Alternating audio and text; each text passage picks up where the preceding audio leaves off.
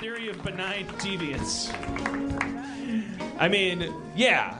I think that's interesting because the jokes get dumber when the tragedy is unmistakable. When that theory, such as it is a theory. I want to say this. By no means do I want this to be funny. It's not a joke. I'm not saying it's a joke. I do not want a joke as a response to this. But there are people, when you watch the footage of the runners, the marathon runners coming across the finish line, some of them are just coming across the finish line when the things go boom. And for a split second, their hands are still in the air. They don't know if that's fireworks going off. They don't know what the fuck is going on. Other people are in front of it. They see debris. They're running for the other side of the street. But also, there are people that are probably going to finish in an hour who like they've been running for 3 or 4 hours, and they're going to say, "Sorry, that 3 or 4 hours that you ran, like the marathon is over." Like that trickles back along a huge route, like mile-long thing. It's just kind of it's a very weird thing to go on. Wait, how do you mean? What do you mean? Like there's going to be somebody that's just going to at some point you're running and then someone's going to stop you. Marathon's over. Yeah. What happened? Running. Somebody blew up the finish line. The experience of I hadn't even thought about that. The subjective experience of a person who is a mile from who's doing this thing who's run 22 and they have every miles right and reason to believe that what they're undergoing is like this cataclysmic experience. I'm not saying that. I'm just saying that like there's people that your minds are wobbly, your legs are wobbly. I think it was a guy that falls down in that footage, and I think in my mind, I don't know. It didn't look like he was hit. It just looks like people's legs are about to give at that moment anyway, and he heard this big shock, and I don't know if it was a he or a she actually, and someone just kind of tumbled to the ground. But also there are people that... Well, I will say the thing that you said you're not saying, which is interesting to me. I'll be the bad guy and talk about this, because I remember 9/11. And I remember this... Please appreciate my candor and don't punish me for communicating something about human psychology. Because the easiest thing in the world for me would be to not share this with you and be a good person. But the year that 9/11 happened, there were Emmys, same as every year. Only the year that 9/11 happened, because there was 9/11, the Emmys were downplayed. There was no red carpet, for instance. It's funny how that national psychology happens. It's like, yeah, I guess it makes sense. Like, what are we supposed to do? 9/11 just happened. Let's not roll out. Let's not watch Jennifer Aniston talk about what she's wearing. Not because it has anything to do with anything, but just because it just doesn't seem right. And I agree with that. And it's odd.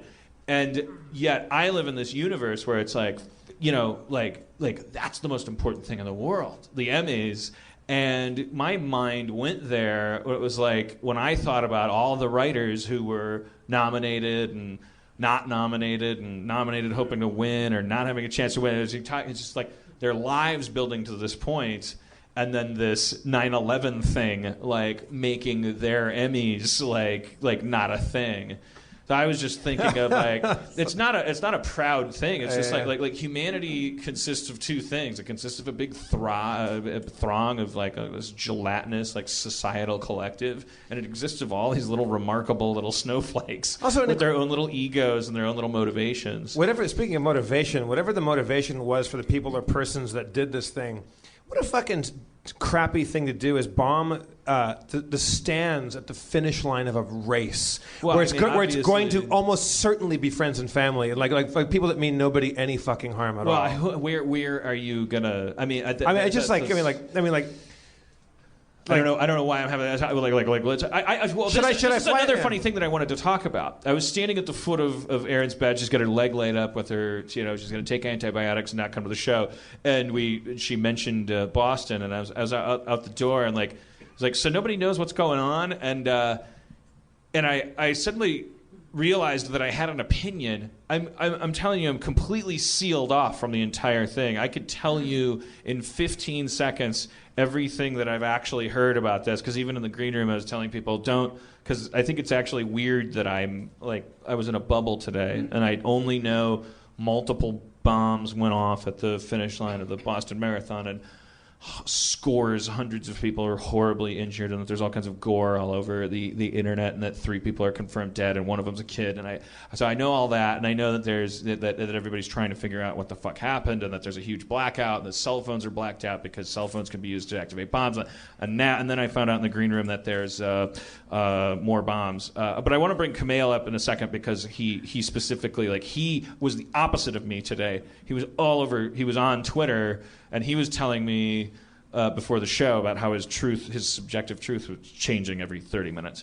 But I just wanted to say one thing, like, that I thought was so strange psychologically, as I was standing at the foot of our bed about to leave for the show, and Aaron mentioned something about Boston, and I must have said something like, "Do they know who did it yet?" And she's like, "No." And I said something like. I don't, this doesn't seem very Al-Qaeda-ish. And I'm like, what am I, Bruce Wayne now?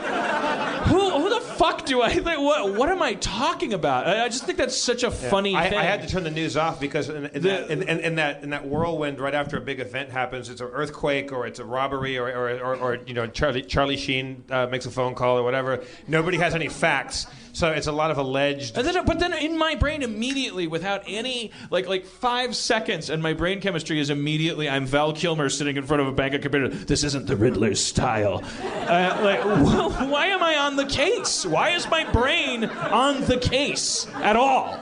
Dumb, stupid. Why isn't your brain not on the case? I don't. But why in this comic book world? Why isn't my brain on the case of who can I help? Who do you think did it? I'm not being glib again. If you had to guess right now, what do you think is the motive or the people responsible? And I'm not being. And Erin said this in response. She said kind of she was like intrigued by the thought process of because it's too specific. It's like why you we should bring Kumail up. I think we want to talk to him about this. I didn't want to go too much further down this road because I feel like I all of a sudden the human mind is incredible. I mean, we're cavemen that we're able to create stories out of the fact that we live and die. In a vacuum, we do what cheetahs and giraffes and mosquitoes do. We come into a world, we realize we're in it, and then we go away. But unlike giraffes and cheetahs and mosquitoes, in the span of time that we're here, we go, oh, you hear that thunder? That thunder's Zeus. He's been roller skating again. And the kids go, what's the roller skating? And we go, well, roller skating's what happens when it thunder. And we just fill our heads. Our brains branch out. And we create beauty and poetry and dancing and festivals. And we reach out, we touch each other, we save each other's lives, we take bullets for each other. But we go like, well, black people. You put one in a drive-through, and we have that. That's a new one. That same computer. Oh, Kumail, you haven't heard? I didn't know about black people in drive-thrus. You've never been behind a black person in a drive-thru. What are they doing? What are the black people doing in drive-thrus? I wish I could tell you, but we got so much to do tonight. What? No tangents. Tune in next week. It's interesting because the mic stand broke off. First of all, to answer your question, I hope it's a crazy white guy or like an Asian lady, because we haven't seen them do. Yeah. Just for the novelty of it, and also I just don't want it to be a brown person again. I really don't. What horse do you have on this race? I just want any of the horses that are not brown. I don't know, are they winning the race? What's going on? First of all my race riot puns have been taken. Yeah, so that's a real thing. If you are. Well, here's the thing: is like if it's like a crazy white guy, then it's just a crazy white guy. If it's a crazy brown guy, then it's a fucking conspiracy, and all. It turns this whole thing. I just wanted to be not. I was thinking how frustrating it would be if you were just like a McVeigh. Unabomber manifesto kind of crazy guy who just happens to be from Saudi Arabia. He'd be so. Because everyone's like, oh yeah, of course he's Al-Qaeda. He's like, no, I've got my own thing going on. He's like, read my manifesto. You mean the Quran? No. I don't even. I don't. I'm an atheist. No, my mom gave it to me. I'm not convinced religious. that honeybees are going to take over the hummingbirds. But I'm way crazier than you think I am. if you're, This is not institutionalized craziness. but if you're a crazy manifesto guy that lives in Saudi Arabia, but you're also lazy, you're like, I'm on easy street. I walk right into this one. I do whatever. You know what this vein of gold is? It's benign and deviant. It is. It's safe pocket is a away safe from pocket. anyone mistaking us for not, having our prayers and grief with the families of the loved ones. Sorry, I ruined it. But it makes sense what you're saying. What Adam was doing when you make like base jokes when something big, what you perceive to be big happens. It's because you're trying to make sense of the world. It's the same as saying that thunder is Zeus. You're trying to put structure on it. So if something happens that you can't understand. Well, if you make a joke about it, then it becomes smaller, something you can process, something you can have. Like, here's the thing that I think is really interesting about that. Well, everything's interesting about it. Why do I have to point out one thing that's interesting about it? But the thing that captivates me about it is that it's a channel to accountability. A 6-year-old on a playground making a joke about Liberace dying of AIDS, or what Rock Hudson. When I was a kid, it was like AIDS was being invented, and then there were all these. Rock Hudson died, and there were all these weird jokes about dick sucking and AIDS, and it was just like. It was like cooties became a real fun thing, and just insensitivity ran rampant. And then the Space Shuttle Challenger when I was 12 blew up, and then just like, what does NASA stand for? Oh, a variety of hilarious things that all have to do with not appreciating the fact that 7 people blew up. But the interesting thing about that is that it all has the same: knocking on wood, not walking under a ladder, black cats crossing your path. It's superstition and religion and benevolence and hatred, cruelty, politics, YouTube comment sections, humanity. Unlike cheetahs and giraffes and eel and mosquitoes, we reach these tendrils out into a completely chaotic universe that, for all intents and purposes, for every signal that it sends to us, doesn't give a fuck what happens. You can't control when it rains. You don't know who's going to get cancer. You don't know why Ugg dropped dead and Blug didn't.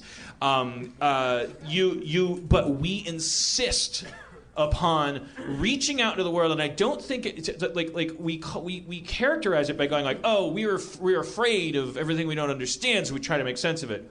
Okay, granted, but the flip side of that coin, trying to make sense of the unknown, is it's a lot easier to hide from the unknown. I'm not saying it's a bad thing. No. I'm not correcting you on anything. I'm not arguing. I'm just like this is amazing. We are like when a little kid makes a joke about the space shuttle blowing up, that little kid doesn't know it, but his unconscious brain is reaching out into the world and claiming responsibility for 7 people blowing up in a space shuttle. That little child is apotheosizing, if that's a word. He's becoming God. He's going like, well, this thing happened, and here's what I got to say about it: doo-doos and butt-butts. Yeah. We are when we and so I want to talk about like your experience on Twitter today. Oh, it was just weird because I was driving back from Big Sur today, and I know. What a life. Yeah, geez, it's rough. I was driving back, and it was just sort of like you weren't flying back on a private jet. You were driving back like any old asshole. But he could have gone to Little Sir. He knows what he's doing. I just wanted to drop that I can afford some of the hotels in Big Sur right now. And gas. Well, but even the trees are bigger out there. Everything's awesome. It's like heaven on earth. So I'm driving back. It really wants to make is. I went to Big Sur. Like, first thing I wanted to do is write a movie about a guy wanting to write a movie about writing to write a movie. This feels like every shitty meta. Yeah, there's no perspective there. It's all like we are clearly. But what all you're saying, all I know is I want to be a writer. Yeah. I look at all these trees and dirt. I think it ties in well to what you were saying. Is that part of because our brains are so smart, we're trying. It's all about power and control. And control is predictability, saying why thunder is happening is because Zeus is angry. Why did certain things happen? Because these other things happen. So I was on Twitter. I didn't have access to like radio. So the only thing I had was like just refreshing Twitter over and over and see. And like you would see like something small would get reported, and then someone would hear it, and then because it's hundreds of people on Twitter repeating it, it would become the truth. So at some point, it was that some Saudi national was the guy. And so then that became the truth for like a half hour. I was like, fuck, my people are at it again, you know? And that became the truth. But that's also part of people being like, I think most people are like, it would make most sense is if it is Al-Qaeda. Then it's a threat we already have. We know what that is. It sucks, but that's what that is. So people, there was like a sense of relief almost. People were like tweeting that, because I said, I hope it's a white guy, just because I think that's inherently not politicized. And people would respond to me like sort of like bragging that like, look, it's one of your people. Like I got a ton of people responding. What do you mean? I said I hope it's a crazy white guy. Right. And most people understood what I meant. and so you entered into an unspoken, almost like if you're watching The Bachelor with somebody and going like, I hope he gives the flower to Cynthia instead of Veronica. There's just like an automatic kind of, I told you. Yeah, a lot of people are like, well, sorry to burst your bubble. I swear someone said that, and then linked me. I'm like, is there a glee that you think it's like a guy from the Middle East? And I think there really is a little bit, because that's a known threat. And that's a way to compartmentalize and control the situation, or at least have some power over it, is know like, oh, we know these are the bad guys. It's Dr. Doom again, you know? Right. That's why like people, even in movies, like superhero movies, people like when it's like Riddler or whatever. They don't like who's the fuck is this new guy? I want it to be a new Dr. Doom, because Sure. I don't want to live in a world where, I mean, as always, we're speaking about the cartoon parts of our brains that are thinking these things. Yeah, and that's, first of all, why do we think we know things? Second of all, why do we want certain things over other things? That's what's interesting to me. Given none of us are in forensics, none of us are in politics, none of us are like, but we all have opinions, we all have theories, and as I was saying, I'm like a weird guinea pig in this experiment, because I knew nothing. Was what's interesting to nothing, is that and you immediately had opinions and leads, and where are you going to start your investigation? But the Joker usually leaves a clue at the scene. There were no cards found, so it wasn't him. But it's true. And my girlfriend called me on it and said, like, because it would be weird if Al Qaeda loved, was so into something as specific as a Boston Marathon. And I was like, I guess. What am I, like an Al Qaeda expert? I'm Manhunter? I'm in the mind of my enemy? But it's what case am I in? Two things. One, it doesn't seem like their style, whatever that is. Two, what does it mean? Like their style is airplanes going into a building that no longer exists. Yeah. The scope is a little smaller, unless it got fucked up. I mean, I think it was supposed to be a bigger event than it well, was. that's why it sucks, is if it's one guy who just happens to Middle Eastern, who's like, I'm just going to do this one thing on my... But the thing, what you were saying, I want to say this real quick, what you knew just from the 4 sentences is what all of us know. But if you're following the news cycle, there's like... Things happen and they become truth, and then it's false, and then it's truth, and then it's false. But all the things you said, which is like 3 people died, this is how many people are injured, this is where it happened, that is all we know still. Right. That is all we know. So you don't know anything more. Here's a really weird question. What's more racist? This or that? The whole audience just kind of leaned in imperceptibly. Is it more? Are you more racist and jingoistic, or whatever phrase you want to use? And this is half of your grade, you guys.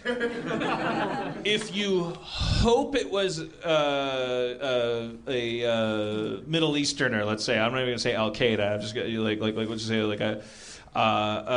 Or if you hope it was, as you say, a crazy white guy, as a liberal white 40-year-old guy sitting in my house in Los Angeles, my immediate hope, and this is all instinctive, and I'm being honest about it, I have no conscious, I didn't have time to connect any of these dots consciously. This is what happened in my brain chemistry when I heard the news. I hope that it is a crazy white guy, and I haven't asked myself yet why I hope that. Part of it is self-preservation. I want to have a kid with Aaron, and I don't want my kid to grow up in a... That's your future kid, time traveling back. And I assume it's... He's like, please do it. Aaron made it, after all. Yeah. Yeah, I think he's it was- saying the penicillin I worked assume or it was whatever. Adam Goldberg applauded because he wants to have a kid that will come over to that kid's playground uninvited and swing next to him. And do puns based on the newest tragedy. I know where all the good water fountains are. The thing is, my uncle had spina bifida, and he doesn't tend to go there. But pipes is pipes. I don't know. I think a crazy white guy is better. Well, crazy white guy is clean and simple, and it And makes it's just everything one feel like a guy. David Fincher film. It's just one yeah, guy, as and- opposed to a conspiracy or an ideology. Adam, don't blow us up.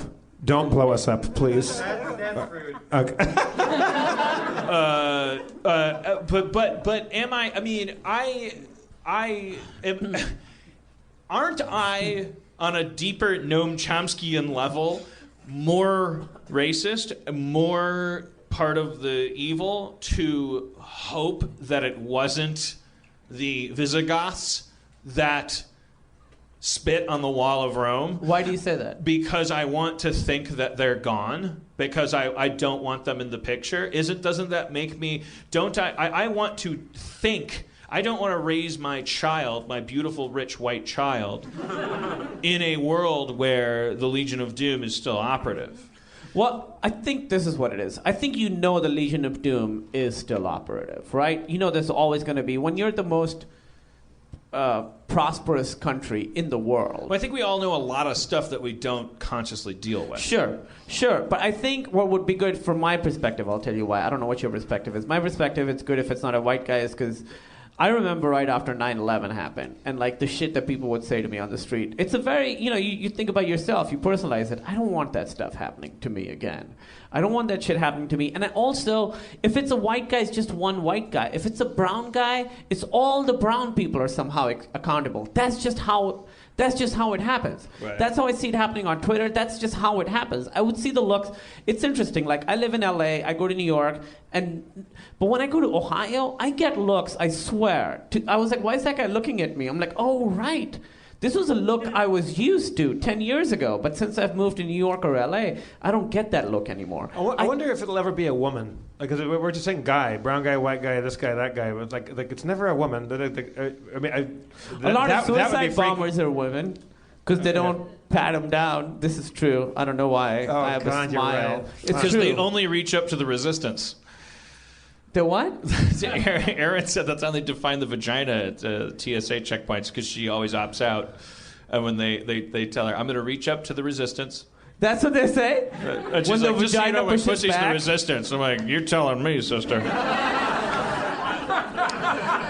Viva la resistance, you know? Yeah, I don't know. It's interesting. Like I had a thought in my head. I have none of your motivations. Your subjective motivations. Which are very subjective. That's a very, very and I'm close not saying to home thing. But I'm not saying they're noble at all. They're not noble. No, of course. They noble or not, because I could say, well, if it's a guy that lived on Franklin, they'll close off Franklin. I won't be able to get to my haircut appointment. There's subjective reasons, and you have a very subjective reason that I don't have that you pointed out. And beyond that, though, it's like I want to know in my white brain, why do I want it to be a white guy? And I don't think it's because I'm a hero. I think it's less of a threat if it's a white guy. It just feels more like a comic book. It feels like a Batman movie. It's like, who's this guy? Now people are just strapping themselves up with a bunch of shit. Everyone knows how to make a bomb. We've covered how to turn a cell phone into a weapon, and everybody knows how to do it. And anybody who's had a bad week can just go be a giant cocksucker and go out and blow up a bunch of people. It's like that to me is worse than it's some dedicated foe that we hate. If it's the Penguin, and we know that we're after this organization, we can't get him, but we're trying our hardest. That's one thing. But if it's just every disenfranchised lunatic out there that wants to go make a point, that's what's freaky. Because there's something about the fact that it was appears to be a couple low-level trash can bombs that blew up, 150 people or whatever. That's kind of low scope. You could go a lot bigger than that, but just by being an asshole. And now we're gonna, like you said earlier, Dan. It's not just the politics that go into why someone does shit like that. It's how that shapes the world we live in after this now. and everything gets a little bit funkier. There's a little bit more security cameras, a little bit more. Now we're all watching each other. And somebody very weirdly but astutely pointed out today, look, there's cameras everywhere. It's a finish line, a race. Like, everyone's got their phones out. They're going to be going through all that shit.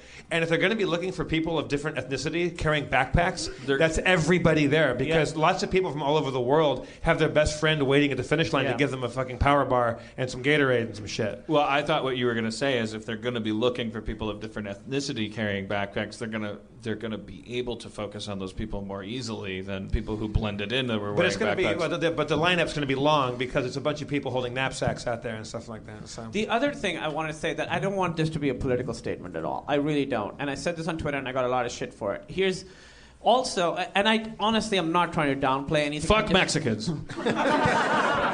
No. You deleted that one, right? No, I did.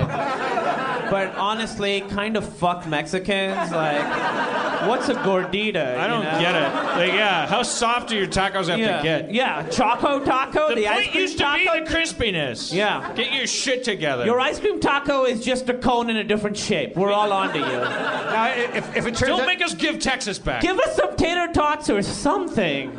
You know what I mean? if it turns out to be a Mexican terrorist that did this, how does that affect the brown people's standpoint of yours? Oh, we're cool. We're like good. Then because of an eye shape and eyebrows and last names Look and how, shit like that. I was gonna say something horribly racist. Do it! No. No one's going to tell anybody. Anybody can hear this. Here's the one thing I want to say is that I grew up in Pakistan, and the one thing Americans don't have that we had, that Americans have that we didn't have, Americans have this assumed sense of security, which is a huge privilege, and it's a luxury, and most of the people in the world do not have that. I know I didn't have it. And just... There was like bombs in Iraq today, and 42 people died. And I'm not saying you make this tragedy smaller, but anytime you read about a bomb happening in another part of the world, try and remember how it felt here to have that happen with 3 people dying in Boston, and how that must feel for the people over there. I think that's a very important...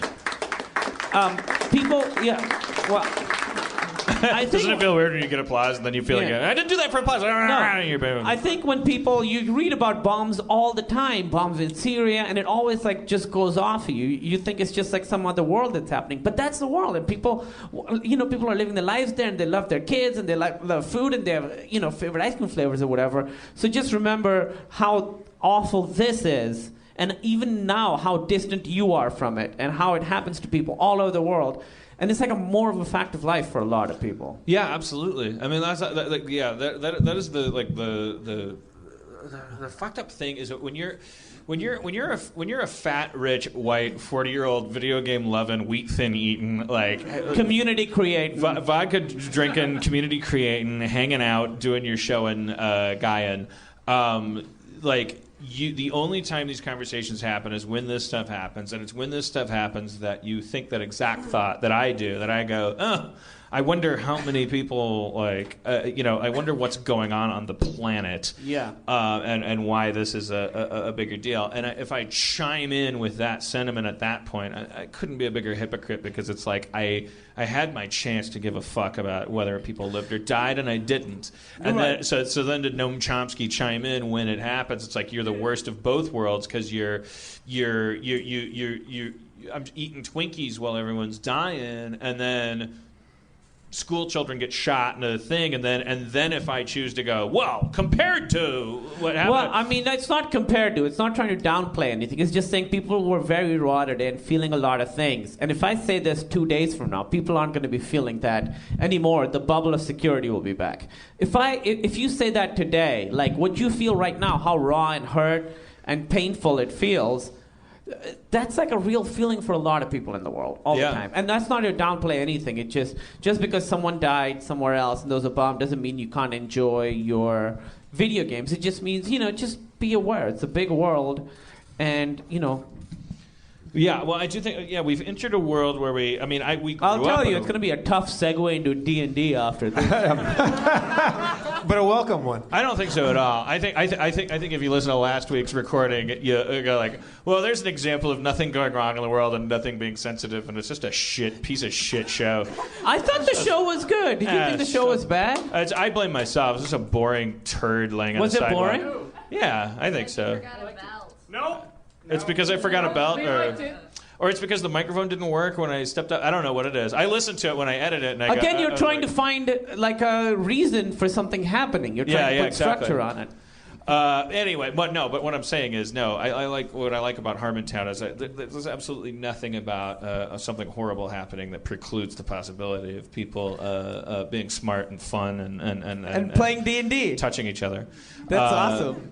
But, no matter how bad things are, D&D will always happen on Harmontown. But yeah, something sticks in my head about what you were saying. Not to dwell on the point, I think you put it succinctly. But I like there's a creature born in '73 and like being raised throughout the '80s, and like we've entered this world now. It's a globalized world, and we're just so like conditioned now. The news now we don't even watch the news. Now it's just we get all the information through this kind of trickle charge, but it's still a child of Tom Brokaw. It's a child of CNN. It's a child of all that old media, and it's kind of like oh, did you hear the news today? And the news in America, it's like this proudly isolationist kind of like heritage where we go like somehow before you've even gotten the information and parsed it, you like liberation fighters and baga. You don't like we don't know that they're human beings. We have no idea what the fuck is going on. It might as well be Mordor, yeah. And the one thing that's never going to happen. No, I mean maybe somewhere, but never on CNN and never on Fox News, never on the big news channels or outlets. No one's going to say, like the president can't come on the air and go, hey, whoever did this, call me up. Let's talk about it. Let's find out why you did this. Let's address the situation. Let's be adults. Like we don't want to, like no one can do that. We have to come down like a ton of like douchebag bricks on everything now. It has to be like, we're going to get him. Bring him to justice. Bring him to justice. I saw that a lot. Like that is not a positive sentiment. No. It's hang 'em high with Clint Eastwood, and it's like. I know that people, like, when you're in pain, everybody wants shit to stop, but it's just like when everything goes into, our little bubble got burst from them, and everything has to change. This giant shift has to happen where, like, the Constitution's going to go get sodomized in an alleyway, and that's the thing that bums me out the most. As soon as that happens, no more bombs. Fucking boo. But it is true. America is in such a bubble, and it's a very unique situation. And these kinds of things, sort of like you said, put a little hole in the bubble. But try and remember this. But the bubble will be back, and next week we won't give a shit about this, and we'll be back. Yeah, Robin Williams will be here. No one will give a fuck.